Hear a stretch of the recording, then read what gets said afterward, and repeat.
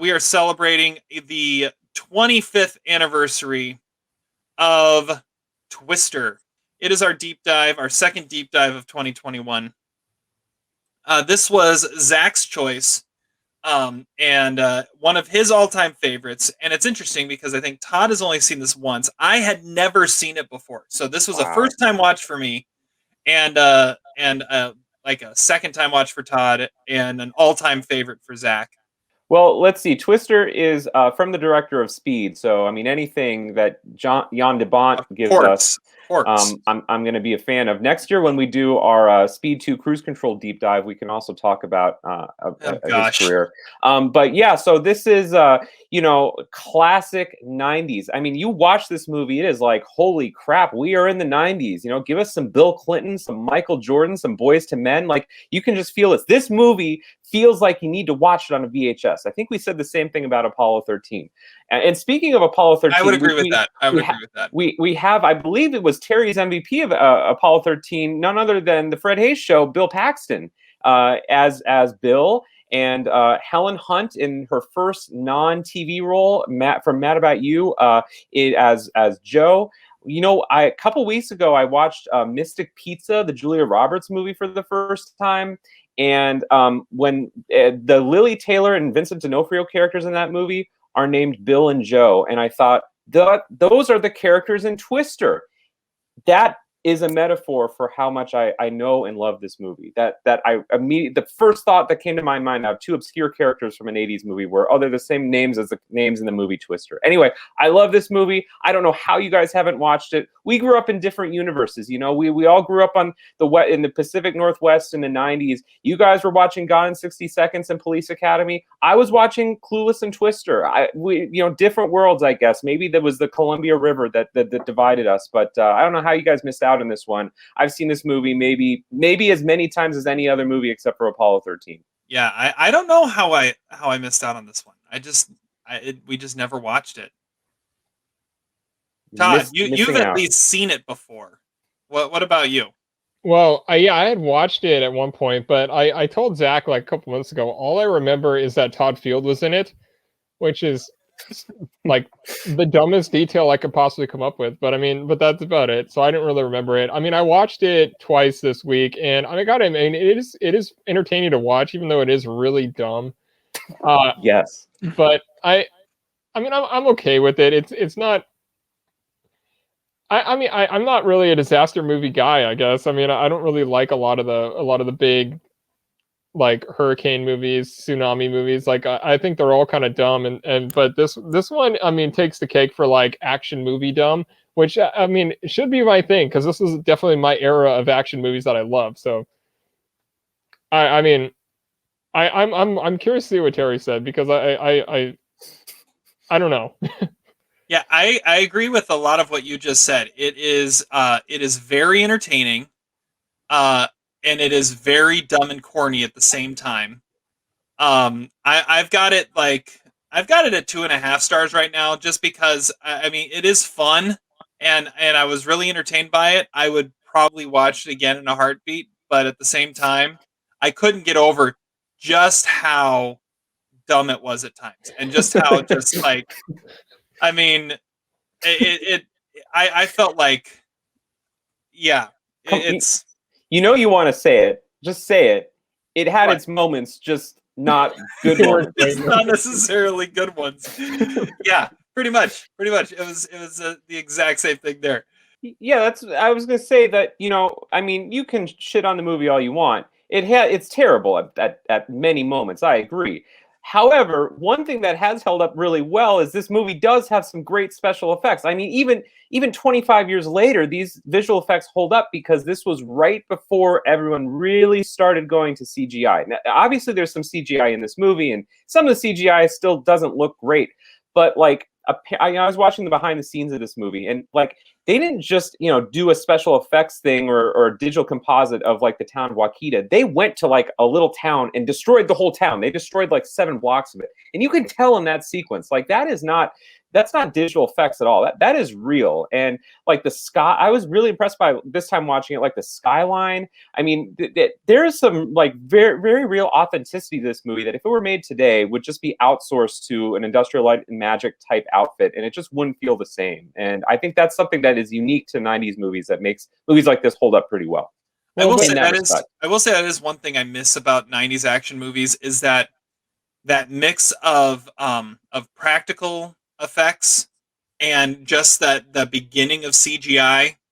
I will say though, yeah, the effects are cool for the most part, but there's some pretty crappy effects in this too. Like basically anything but the twisters is a pretty bad effect. I mean, especially like at one of the very first shots is like the satellite in space. That's pretty bad. And I was like, I mean, this happened a year after Apollo 13. I mean, they could have taken the VHS copy of Apollo 13 and looked at those special effects and made it look more realistic as a VHS copy than they would have of doing what they actually did. And some of the explosions are pretty bad too, but the twisters are amazing. Well, I feel like the further it gets away from the twister when it's showing what it's actually doing, the worse it gets. Because then you could just see, like, when it takes apart a barn or something like that, and you can see it from a distance, it just looks like it's like a model that they just, like, collapsed or something. But, I mean, the closer you get to it, the more cool it actually looks, I think. Yeah, I mean, the houses collapsing you're right, they don't look that great. The flying cow, I was watching it this time, I thought, man, that looks so terrible. It looks like an animal from Jumanji. And lo and behold, it was from Jumanji. I didn't even realize that. That's one of the worst moments of the movie, but it's probably the most iconic moment from the movie too. Lots of theories about that cow that I'll say later, but the movie is more than just the special effects, though, because the story is so laughably bad. I mean, I hope, Terry, you could at least appreciate that. And you too, Todd. Like, this screenplay is terrible. I mean, it uses every single... This movie is an encyclopedia of movie cliches. And, you want to... If you want to study derivative writing, lazy writing, watch this movie, because there's a certain, like, Zen brilliance to it. I mean, the line where, I thought he was, when he told me he was chasing tornadoes, I thought that was just a metaphor. I mean, you can't make that writing up. Like, that takes skill, okay? Skill in bad movie writing. So, I don't know. I just love it. It's so brilliant in its laziness. That belongs on a movie poster, too. Let's move on. Highest war performance of Twister. I'll go first. I'm going with Philip Seymour Hoffman because he's Philip Seymour Hoffman, and he is, every time he's on screen, it's like, I want to know what he's going to do next. He's like the one bit of spontaneity in the entire movie. If I'm not going with Philip Seymour Hoffman, my highest war is the twister itself. I love his first scene where he's singing that song that he's listening to in his trailer. That's just awesome. I watched that scene like 5 times. I mistreat you, girl. And he's still like singing along with it too. Suck zone. All right. Todd, who do you got? I'm gonna go with like a group of people. Like there's all these like random character actors in this that I feel like own those kind of roles. Like Zach Grenier, who's like the driver for Jonas. Like that is totally a role that he would only be playing. And Joey Slotnick, who I forget what his character's name is. Joey. Like there's another one of those character actors that at that time, like he was in like every movie, and those guys can't be replaced. I never knew his name was actually Joey Slotnick. I always just called him 22. Oh yeah, there you go. There's another one. Yeah. Well, and Zach Reiner was Edward Norton's boss in Fight Club, right? That's where I recognize him from. Yeah. He was in like every movie in the 90s. This cast was in every movie from the 90s. I mean, and especially every TV show too. That's a good call. You also had Patrick Fischler in there from who's the guy Mulholland Drive, who's also one of the main characters in The Right Stuff, which just came out this year. Check it out if you haven't watched it yet. You also had the one really angry guy in The Rock is it there? He's just like staring at like Cary Elwes like crashing into the ground. Like and it's somewhere Anthony Rapp is in this movie, but I really Yeah, I thought it too. I never found him. Yeah, I deleted looked scene for maybe. him 2 times. I watched this twice. And I'm looking for Anthony Rapp, and I never saw him. All right, Zach, who's your highest war? Yeah, I feel like Terry. That's the honorary award, but it's not really a war performance. I'm more kind of in the Todd category, but I think we got to go with Jami Gertz here because it was, I think, the hardest to recast her in our recasting. And honestly, I can't really think of anyone in 1996 that could have realistically played her. I think like maybe if this movie was in the 80s, I could see maybe Sally Field pulling off a little bit. But like, someone who is a wet blanket, but also a sex therapist who is, really angry and upset most of the time, but not upset that her marriage ends. I don't know. It's a weird, complex, maybe strangely erotic role. She was nominated for a Razzie for this. Well, there we go. Worst screenplay for a movie that grossed over $100 million. Those were the 2 Razzie awards that it was nominated for. That's a thing. Apparently at the time it was. So Terry, you really don't know Jami Gertz from the NBA draft? She's like a part owner of the Atlanta Hawks. She's always the one that pulls the lottery number when they figure out the draft order. That sounds like fake news. That is real. You don't know that either? And you like Atlanta. You're like an Atlanta person. Look it up. She's there every year. That's like that's her claim to fame. She's more known for that than any of her movie roles. She was also in the Seinfeld episode. She dates Jerry with the Spare a Square, and she's also moonlights as a sex phone worker. Okay, I googled Anthony Rapp Twister, and I'm looking through the image results, and I'm not seeing anything. I think he was part of that. He's actually in the movie. I think he was part of Jonas's crew. There were a bunch of people in those, black tinted Dodge Caravans, and we don't always see them perfectly in focus. I would bet he was one of them. So, Gertz's husband is the owner of the Hawks, so I guess you could say that, yeah. Not fake news. Sounds Gertz like fake represented news. the Hawks in the NBA draft lottery for the 18, 19, and 20 drafts. She's not there every year. That's not... Well, okay, it's the last few years. Okay. Well, I never seen her before. Apparently, she was in Jersey Girl, which I really don't remember. Everyone's favorite Kevin Smith movie. And Less Than Zero. I've never seen any of her other movies, though. So, all right, worst performance. I mean, I'll go first so I can take the low-hanging fruit of Cary Elwes. I mean, obviously, yeah. I mean, this is in the. I mean, he tries to even pull off a Southern accent here too. Yeah, sometimes he does. Sometimes he forgets about it. Honestly, looking at him, all I could think of was, "You're scared of the claw. You're scared of the claw," because this is liar liar territory of his career, and he was horrible in that movie too. And I think that was the point of him just trying to be horrible in that movie. But you're lucky you haven't seen Saw, because then you would have seen the real awfulness of Cary Elwes. That was a horror movie in more ways than one. Yes, he didn't even have. If he had a claw, it probably would have been more entertaining. But, he was also in a Seinfeld episode where he tried a New York accent, and that worked out really well. How many cast members of this movie were in Seinfeld at some point? At least 2. Those are the only ones I can find. All right. Let's see. Todd next. Well, I mean, the easy choice is Bill Paxton, because he's just not an action star and he's bland. But I mean, for my gimmick pick, I guess I'll go with Shelley Duvall in The Shining, because he's here for like a split second. I'm like, yep, that's the worst performance. Like, even the Twister was like, get her off the screen. It's like, we're going to take the screen apart. I waited until this scene to get rid of the drive-in. Yeah.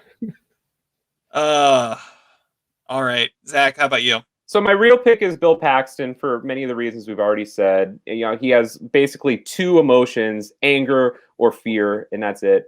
But my gimmick pick, I'm going to go, I like how, real versus gimmick pick. My gimmick pick is going to be Toby the dog, who's he's not as cute as Toto. And when he looks at the twister outside that kills little Helen Hunt's father, he looks way more excited than he does scared. He's supposed to look frightened, and he's like sticking his tongue out, and he looks, like he's ready to play fetch or something. Not very good dog acting. Well, he was just like, "Oh shit, I get to go into the cellar now." Like, I've never been down there before. The other dog was awesome, though. He had like his tongue hanging out all the way out the side of his mouth. Are you talking about Aunt Meg's dog? Yeah. Mose, named for Dwight Schrute's cousin. Yeah, that dog actually had some real skills in the movie because he survived and was able to get through that house that was falling apart, that miniature set house that crumbles. My other call for worst performance is Helen Hunt's dad, because I mean, why in the hell is he trying to hold the door closed? I mean, that was like the stupidest thing I've ever seen. Well, how do they survive once the door comes off? Like, whoa, we're missing like a good 5 minute second. How does the mom and little Helen Hunt stay alive? It's well, he's gone. I guess and we'll just stay to safe stand there here. And know that, then why didn't he just stand there and know that? Exactly. Exactly. Like the side of the aircraft just got taken off, but they're just sitting there in their seats like, wow, that's a really big hole.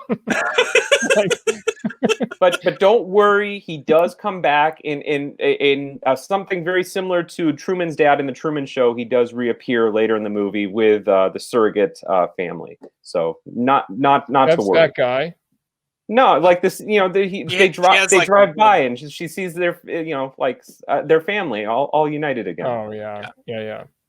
Amazing Larry Big Tim High Roller Award to the best minor character. Zach, I'll let you go first on this one. Well, I'll start with my gimmick pick, which was going to be the other Bill that Bill kills apparently at some point. The other Bill that stripped naked or was half naked and threw the bottle of Jack Daniels. But Bill? There are a lot. So this is, I think, one of the reasons I chose this movie. There are a lot of great minor characters in this movie to choose from that you want to know more about. I gotta say, I am pretty intrigued by the Belzer character, played none other than the Academy Award snubbed director Todd Field. He's really into the marriage between Joe and Bill. He's sort of like a groupie for them a little bit. And then I will have to say that a lot of the time I did confuse him with the rabbit character until I actually watched it this time. You'd think for all the times I've watched the movies, I would be able to tell Alan Ruck and Todd Field apart, but I really wasn't. They sort of were like one character to me. So maybe I'll give it to both of them. But Rabbit is good. Rabbit is pure. Although I'll give it to Todd Field. I'm sure you thought at that point that 5 years later he would make your top movie of all time. Oh, of course. Just like we thought Rusty was going to turn into the greatest actor of his generation. Of course. Dusty. No, isn't it Rusty? Dusty. Is it? Okay. Never mind. Rusty's the son of Clark Griswold in the National Lampoon's movies. I mean, I have a few. I mean, I guess I could say Scott Thompson as Preacher, just because when I would see him, I kept thinking, like, is this Anthony Rapp in a whole bunch of like hair? It's not.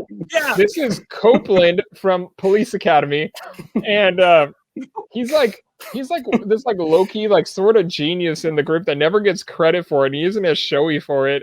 He's the one who ends up getting the dog from Aunt Meg. So Preacher is kind of awesome, and I kept thinking that's got to be Anthony Rapp, right? It's not. That's the right pick, Todd. I changed my vote to Preacher as well because I don't know what he does in the group. Like everyone else has very well-defined roles. He's just kind of there. Like he's sitting in the background watching the TV broadcast, and he's like, ranking up the music that he's chilling out to. And what does he do? I don't know. Nothing. But he's cool. And his name's Preacher. There's got to be a good story there. All right. Well, for my favorite minor character, I'm going Aunt Meg. Simply because if you are someone who constantly has enough steak in the house to feed an army like that, just at the drop of a dime, I want to know who you are and be your friend. She kind of reminds me of Miles's mother too at times. Like I feel like she could have been like, she was good for you at some point. Like, she clearly loves Bill more than she does at that point. Billy may not slaughter her own cows. I mean, we don't. Yeah, she was one of my other picks for sure. Yeah, and she deserves to be on the shortlist for highest WAR because her performance in Minority Report is basically the same role as this one. It's the aged old lady who is the bearer of all knowledge, and that's basically her role. She was also in Lady Bird too, right? I think she was Lady Bird's one of the nuns at Lady Bird's school. Stickman, Zach, you're first. All right, I went. Well, my first instinct was to go with Donald, who's the patient of Dr. Melissa. But I think he's calling Dr. Melissa because he has sexual problems. I think the word she uses is motility, which I actually paused and did like a 10-minute deep dive what that means. It really started freaking me out what that means. That's a whole other episode for podcast. But I'm actually going to go with Eric Clapton as the biggest stick man in this movie because he's in one of the music videos that is playing inexplicably in the barn burner bus thing. And he probably gets it in more than any of these characters do. All right. Todd, what about you? I mean, I have a real pick and a gimmick pick. Should I go with both of them? Yeah, just do both. All right, my real pick is Rabbit because he sort of low key. I feel like he might be banging Joe because like when she's standing up on Dorothy with Bill, like he immediately goes over and he like grabs her and he gets her off the thing because she was gonna need to step down. I was like, yeah. It's really sort of suggestive, and he's like a sort of sarcastic asshole, and. I mean, he said, grab your ankles and stick your butt in the air. I mean, he's getting it in. I mean, he knows how it works. He's getting something in. I don't know. But the one that I thought Zach was for sure picking was the guy who is watching The Shining with his girlfriend crying on his shoulder. That was my pick. A good call. Nicely done. I thought that was where Zach was going. And that's never what Terry picks. I have written down dude at drive-in. That's all I wrote down. He's not going to get it in that either. He's not going to get it in that night because they're all fleeing from the tornado. But he's they fled and then they left the later that night. Where did they go? Wakita? They were in imminent danger. They're not crazy. They're not going to go chase a F5.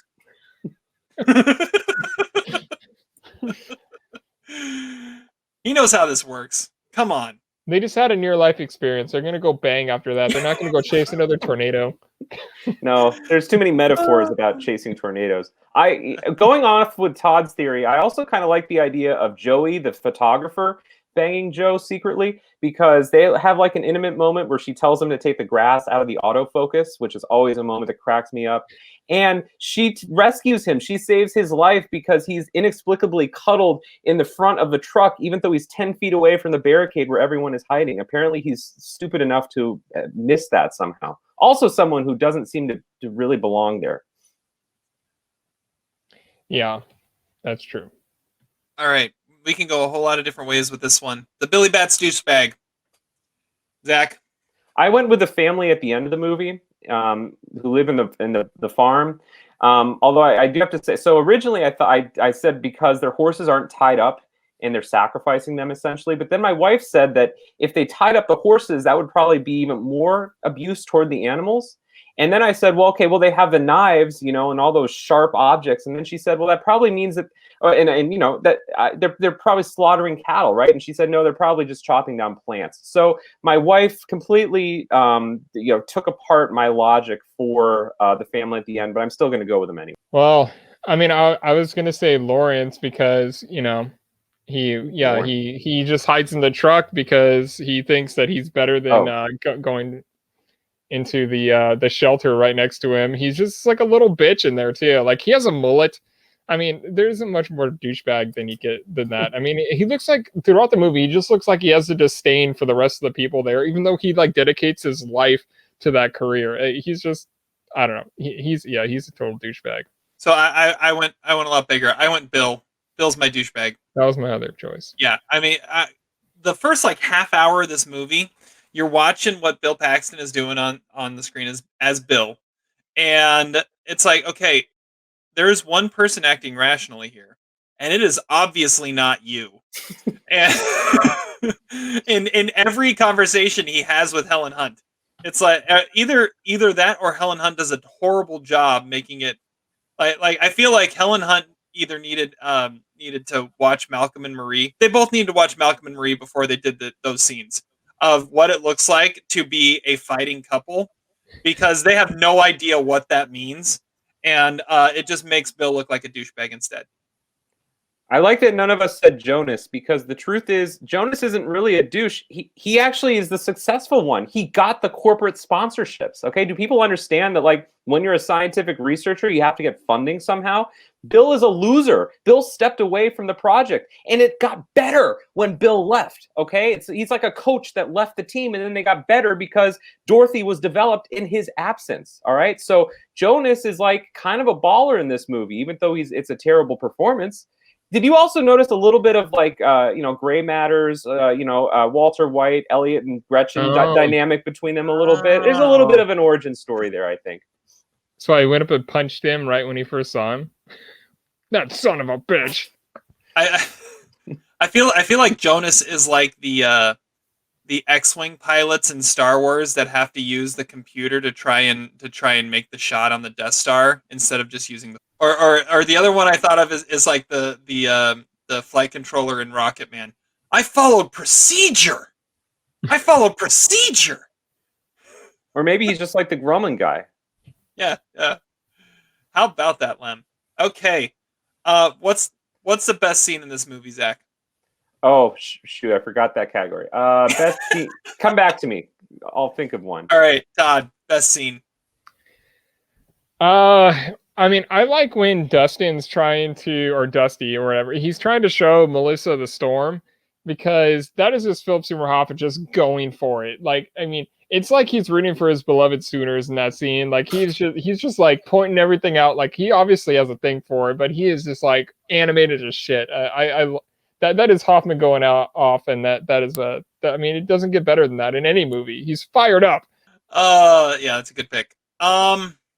Gosh, I thought of mine if you want. Go ahead, because I really don't have a good pick at all. All right, I think I would go with the scene at Aunt Meg's house for some of the reasons we've already talked about. But like, I just like how in that scene they're just like chilling out. Like, these people are fun to be around. Like, don't you kind of want to just hang with them? Like, there was almost in this movie an Almost Famous vibe, just a little bit, in the sense that they're basically groupies. They're basically wandering around the Midwest on a bus, and Philip Seymour Hoffman is in it. Like, these people are fun. It's got everything you need. Exactly. Yeah, this one I thought Tara was going to choose. Yeah, that's it. That was one of my choices as well. It has that feel of like these guys who have obviously been together for a while. They're like telling their old war stories, especially to like the people who don't know them already, and they're like, "Oh man, yeah, you need to get new material because we've told this story a million times."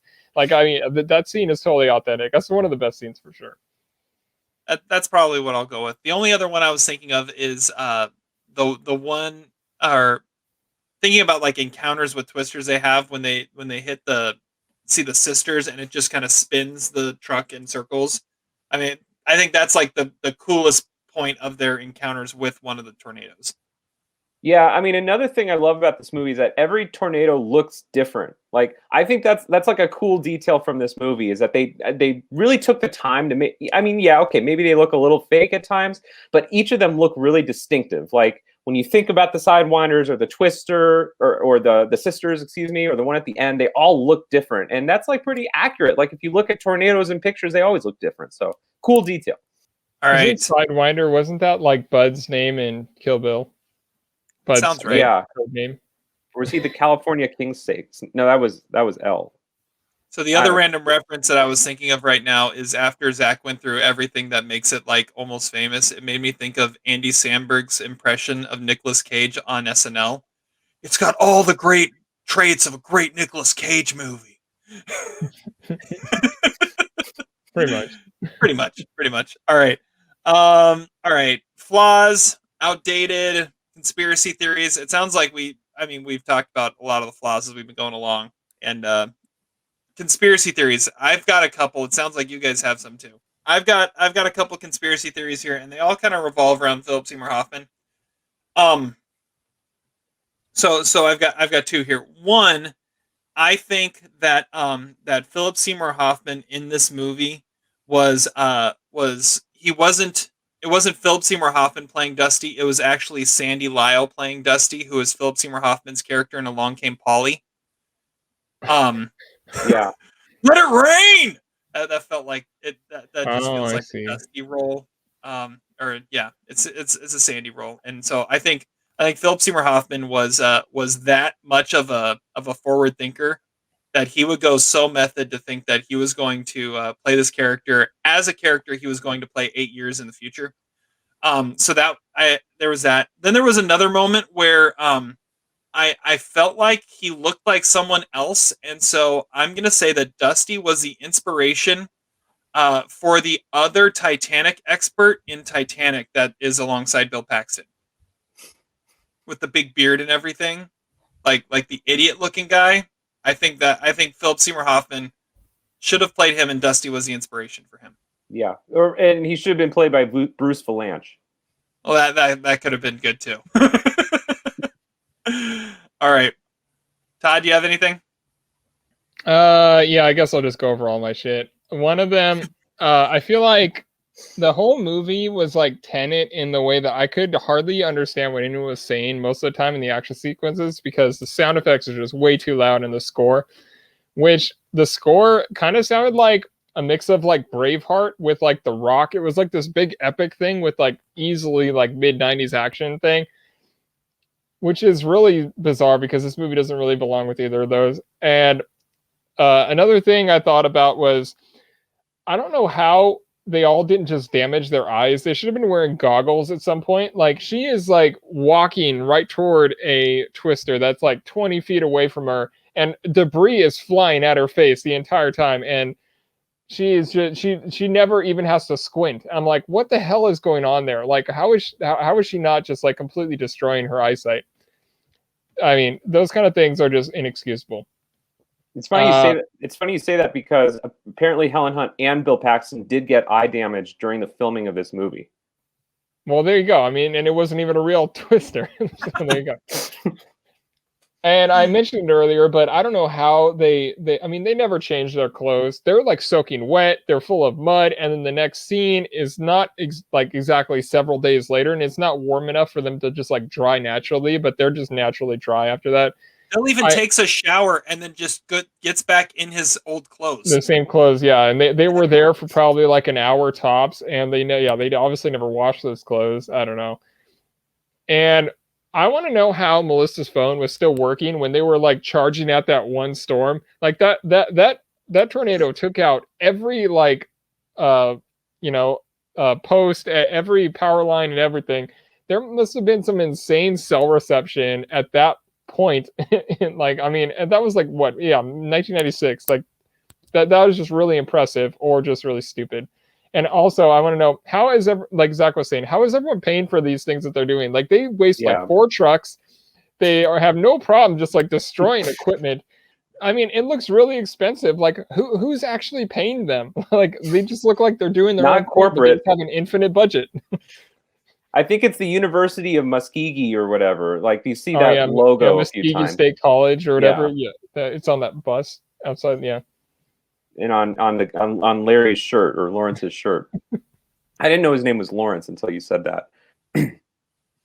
All right, Zach, do you have anything? Yeah, I do. So when we first see Jo, she's wearing that like white wife beater, and it gives off a real strong Laura Dern and Jurassic Park vibe. I feel like this movie was very much Jurassic Park inspired, especially because it was written by Michael Crichton. And his wife. And his wife, yeah. It's amazing how many people wrote this movie to see how bad it is. Does Laura Dern have a daughter that we could cast in that lead role, not Kaylee Cuoco? Possible. So the biggest gripe I had watching this again is this is the biggest series of storms in 10 years, they say. And Bill is a weatherman, and he's not in the studio. Like, what is he doing? This is like, I mean, this is like a tax attorney who decides to take the week off on April 15th. Like, come on. Like, well, what's he doing? Just hanging out. How do Bill and Melissa find the crew at the beginning of the movie? Like, they're just like randomly in the middle of nowhere. There's no GPS or anything. I have so the truck that falls from the sky and nearly kills Melissa. Like that was the smallest tornado in the movie. Okay, that was barely an F1, and that thing must have flown the truck like 10 miles, and it is the only piece of debris that falls out of the sky. That seemed a little bit unrealistic. And it fell like backwards too. Like yeah, and how could she not see it? Like no one's gonna see that falling out of the sky. I don't know. So no one knows what goes on inside of a tornado. It's very mysterious, yet Bill always knows the direction that it's going. So why do they even need Dorothy? And then the end of the movie, my wife actually pointed this out. I'd never noticed this before. The end of the movie is the exact same ending as the ending in Speed. Instead of Keanu and Sandra on the subway, you know, roped onto the bar or whatever, it's just Bill and Joe, and they're, you know, it's the explosion and all the crew comes. It is literally the exact same ending. I don't know how after 25 years I never noticed that, but that's amazing. And then my final thing is I have a lot of questions about Philip Seymour Hoffman's genitals. Like, what was he doing that day on the set that he wasn't wearing underwear? Is he getting into character? Does Dusty just not wear anything to work? I mean, this is the biggest day of the year for him. He's just going commando. And then, like, or is Philip Seymour Hoffman just like that much of a method actor? Like, he's trying to get into the head of the character. But either way, we need more explanation here. Wait, so is he only wearing a shirt? Is that what you're saying?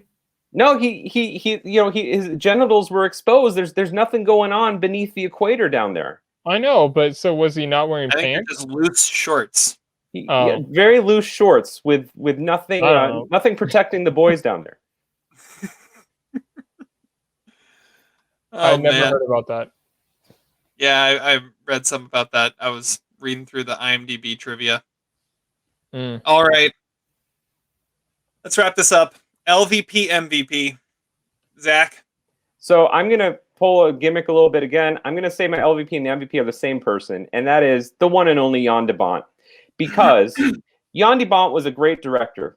Obviously, this is an incredibly directed movie. It was, I think it was the #2 movie of 1996. It was one of the highest grossing movies of the 90s. And you would think after this and Speed and then later Tomb Raider, like the guy would have a solid career, but he was such a freaking lunatic. Okay. According to IMDb, there was a stunt that went wrong and it wasn't caught on film. And de Bont insisted that they shoot it again, and it cost them $500,000, and he didn't tell the studio about it. As I was saying earlier, Bill Paxton and Helen Hunt got injured on set. The original cameraman, Don Burgess, who did a lot of Michael Bay's movies, quit because he was so frustrated with Jan de Bont's direction style. Jan de Bont apparently blamed everybody else when something didn't go right on this movie. This movie apparently was a nightmare to shoot. And so the reason he's an MVP is because he's a great visionary director, but he's an LVP in the sense that he's like, I mean, I don't know what's going on there. He sounds like Tommy Wiseau, and he actually does sound like Tommy Wiseau, but he actually acts like him too. And I think it takes some spectacular cojones to ruin your career after making, you know, a movie that grosses $500 million because you have that bad of a reputation. So I think that's commendable and pretty impressive. Apparently, it takes Phil Hoffman's cojones. So that's true. Nicely done. That's the MVP of the movie. Is Phil Seymour Hoffman's cojones. Yeah, I was shocked to see that Jan de Bont only directed 5 movies in his career. I mean, and he was a maniac. Reckless. Yeah, he did Speed, Speed 2, Twister, The Haunting, and Tomb Raider: The Cradle of Life, and that was it. That's all I ever directed. So he was like if Michael Cimino would have been in the 90s. Yes, that is the comparison. Exactly. But it wasn't always over budget stuff. I think he was just a dick.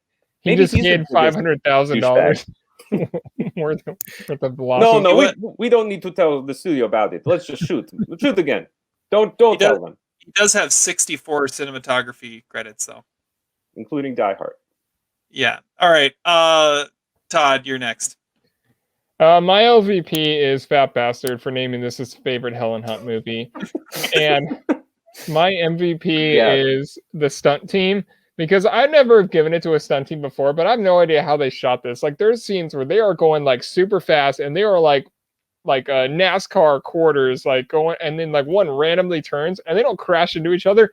Every time I'm just like, how the hell are they not hitting each other? They deserve it. The stunt team in this is pretty incredible. That's a good call. Yeah, that's a good call. All right. Well, my LVP is it's kind of a twofer. It's The House That Lived, at the end, and along with the scout coordinator, because apparently they were supposed to destroy that house, and then like the historical society of the town said, no, you're not destroying the house, and so they just said, screw it, we'll just film it here and let the house live. And that just is a stupid way of running business. And my MVP is Pipes. Just Pipes. Yeah. Or Pepsi. I mean, Pepsi really saves the day in this movie. It's true. I mean, for something that about corporate America, to have Pepsi as your such a obvious sponsor is pretty funny. And Dodge and Warner Brothers too. Nice product placement throughout. Yeah. All right, let's wrap this up. Quote of the day. I'm gonna go first. And this is actually, it's kind of funny that this is my quote of the day, because it kind of was referenced a little bit earlier. So I watched Malcolm and Marie this morning, and I mentioned already I saw some parallels between the relationship between Bill and Joe and the relationship of Malcolm and Marie. And then I was listening to some music earlier today, and I decided to quote a great poet of our time, and that poet is none other than Britney Spears, in a song that she had, and the chorus of that song is, "You drive me crazy, I just can't sleep. I'm so excited, I'm in too deep. Whoa, oh, oh, crazy, but it feels all right. Baby, thinking of you keeps me up all night." So, once I was listening to a 90s radio station, and once that popped up, I was like, that's Malcolm and Marie. That's Bill and Joe. They drive each other crazy. We have quoted Britney Spears on our quote of the day. Every time that Spring Breakers comes up. Yeah, Alien would like that quote. He'd appreciate it. Yeah. All right. Todd, you're next. Mine comes from Arthur Christopher Orm Plummer CC, who died just yesterday at the age of 91. In December, Christopher Plummer said, "A lot of people want to retire. I couldn't. You don't retire in our business. What, play golf and watch television? Oh, please. We go until we drop. Acting, learning those lines helps keep the brain alive. I would rather die right now on stage doing my craft." And he had 3 movies in the last 2 years, and he had 1 that was in the middle of filming. So respect, Christopher Plummer. Well done. Well done. All right, Zach. So we've already talked about some of the great dialogue from this movie. You know, I always thought you chase tornadoes deep down. I thought it was a metaphor. I already mentioned that line. He's in it for the money, not the science. I think, again, has a certain poetry that is just inimitable. I mean, you could take a Pulitzer Prize winning writer and you couldn't come up with dialogue like that. But based a little bit on what we've been talking about, I think I got to go with the line from Melissa. She didn't marry your penis. Okay, she didn't only marry your penis. In honor of what we've been talking about with Philip Seymour Hoffman's exposure, that line entertained 8-year-old Zach Saltz and his friends quite a bit every time we watched this movie. That was a solid line for like 3 years, a solid laughter that would emote every time that part of the movie would come on, and it was a classic. And you really should have ended with Todd, not me, Terry. I should have. I always do this part wrong. I always do the reviews right, but I always do this part wrong. Anyways, oh well. Well, with that, we'll draw this podcast to a close. Thank you guys so much for listening. We'll be back at you soon with another episode. Until then, have fun watching movies, and we'll catch you on the flip side.